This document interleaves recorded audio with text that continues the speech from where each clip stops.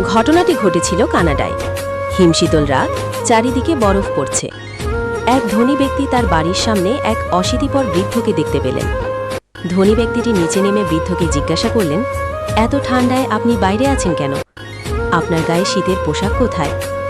বৃদ্ধ জবাব দিলেন, আমি গরিব অসহায়, আমার কোনো গরম কাপড় নেই, কিন্তু আমি নিজেকে মানিয়ে নিয়েছি। ধনী ব্যক্তিটি অবাক হয়ে বললেন, আপনি একটু অপেক্ষা করুন, আমি আপনার জন্য গরম কাপড় নিয়ে আসছি। এরপর তিনি তার বাড়িতে ঢুকে এতটাই ব্যস্ত হয়ে পড়লেন, বৃদ্ধের কথা বেমালুম ভুলে গেলেন। সকালে ঘুম থেকে উঠে রাতের ঘটনা মনে পড়তেই দ্রুত ঘর থেকে বেরিয়ে এলেন তিনি। কিন্তু ততক্ষণে বৃদ্ধ আর বেঁচে নেই। ঠান্ডায় জমে গিয়ে রাতেই সলিল সমাধি ঘটেছে তার।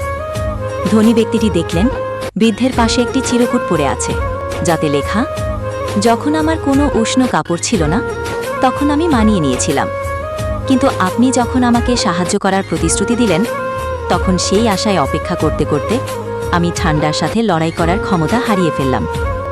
শিক্ষা: মিথ্যা প্রতিশ্রুতি মানুষের হৃদয়কে রক্তাক্ত করে, মনোবল ধ্বংস করে দেয়।